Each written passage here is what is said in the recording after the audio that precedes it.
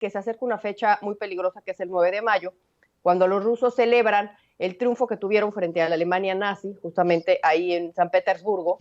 Se estaría temiendo que pudiera declarar ese día Vladimir Putin oficialmente la guerra en Ucrania.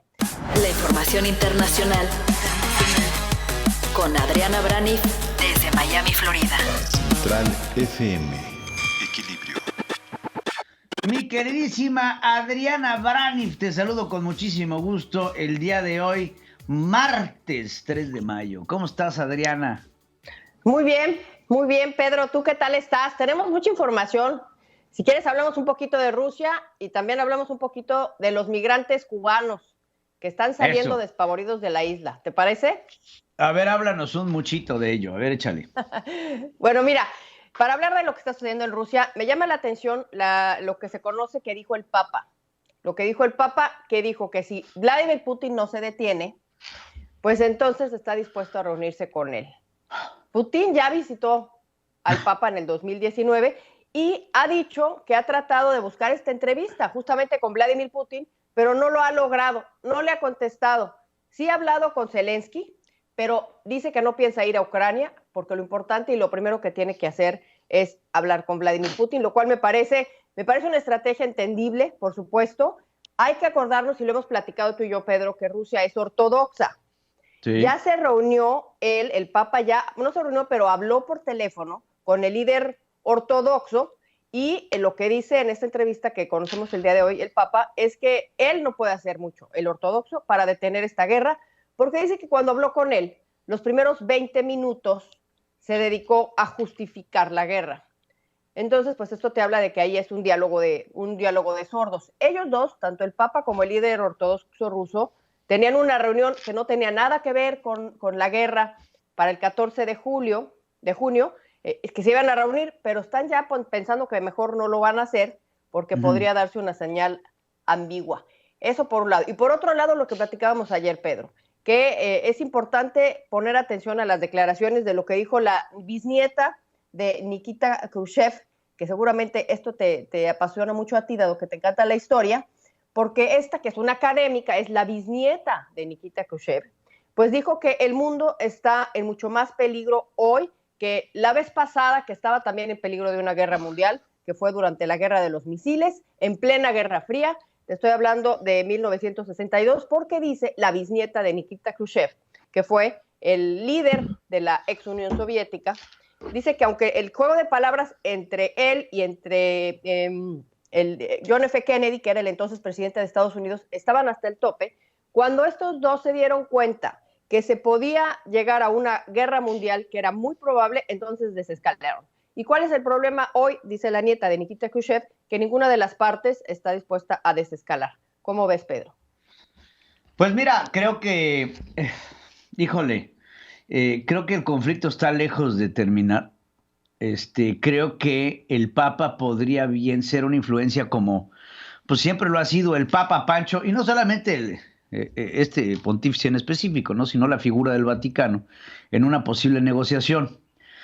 Ucrania me quiero imaginar que también es un país ortodoxo por su cercanía con Rusia. Pero pues sí, ahorita, como bien dices, de cierto modo se están dando palos de sordo porque Vladimir Putin no escucha a nadie más que a él. Hay un repudio generalizado por lo que está sucediendo en Ucrania. Los reportes de las pérdidas rusas pues son enormes.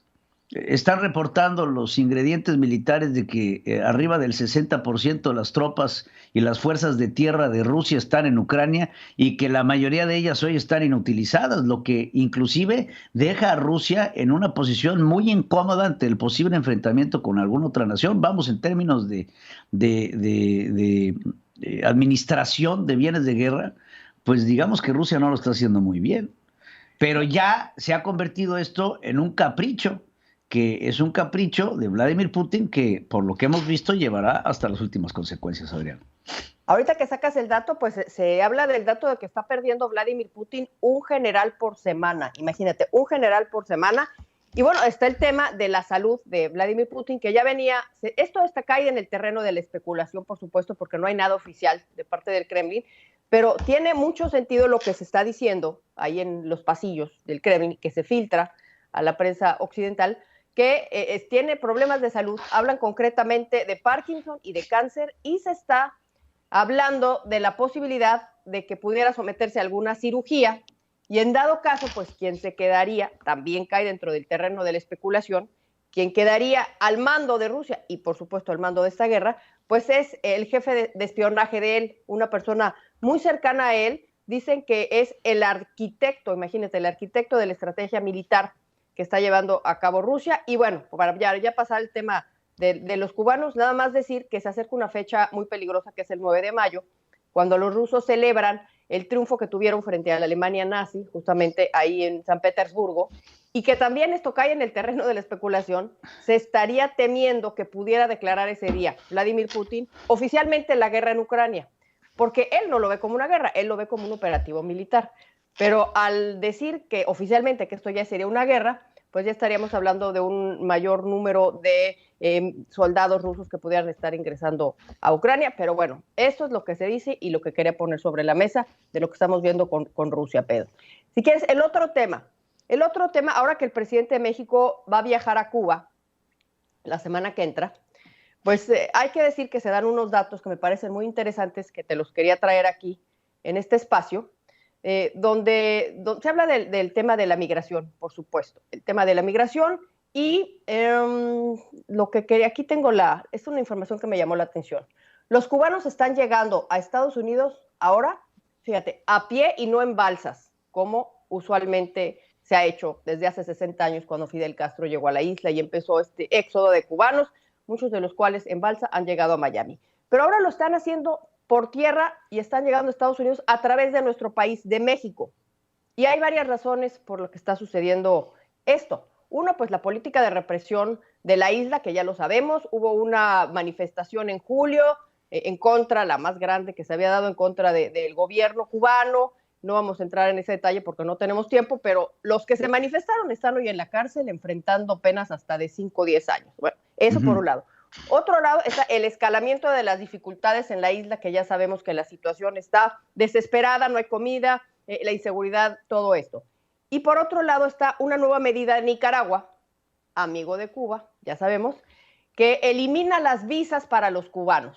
Y esto tiene una intención oculta, que es presionar a Estados Unidos que levante las sanciones que ha puesto a Nicaragua, justamente porque llega al gobierno este presidente de una manera fraudulenta, y entonces de esta manera está facilitando el paso de los cubanos hacia Estados Unidos a través de México, y no se veía este número de cubanos que han llegado a la frontera por parte cruzando México en 40 años. Este año se espera que lleguen 150,000 a los Estados Unidos, imagínate, y esto pues aunado a la ola migratoria que ya tenemos.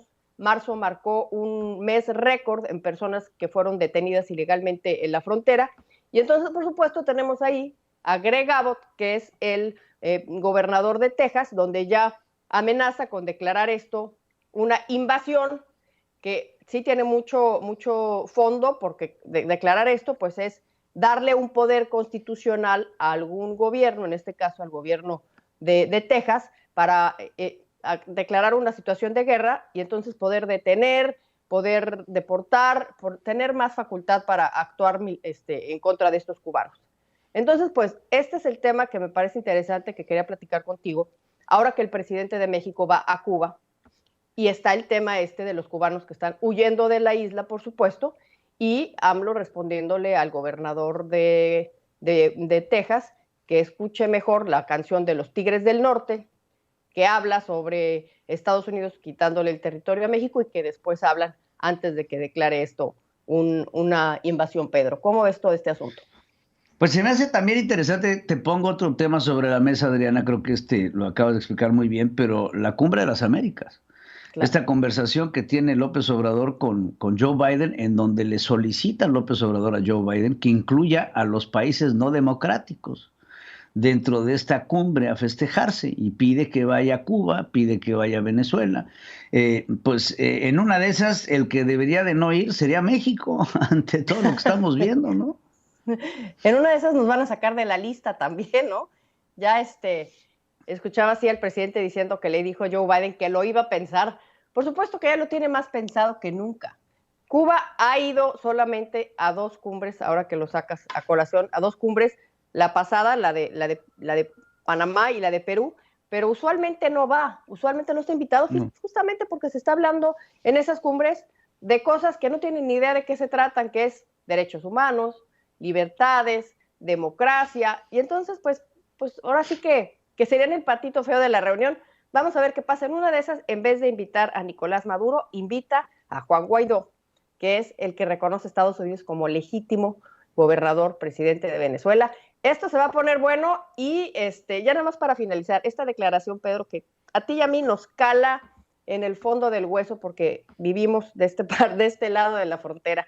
Cuando el presidente presume las remesas que mandan nuestros connacionales, que los vemos cómo trabajan bajo unas condiciones muchas veces tristes porque pues está lejos de su familia, que el presidente la presume, las remesas que llegan a México, que es la mayor fuente de ingresos que llega a nuestro país, y ahora diciendo que los cubanos deberían de hacer lo mismo, que deberían quitar el embargo económico que tienen a la isla para que los cubanos que ahora están llegando a Estados Unidos puedan mandar estas remesas. Me parece que es un tema para hablar horas, Pedro, pero pues nada más te lo dejo ahí y me retiro lentamente. Me parece muy bien, mi querida Adriana. Te mando un abrazo, Adriana, como siempre. Gracias por estar aquí con nosotros. Sigue escuchando a Pedro Ferriz de Con. Central FM. Equilibrio.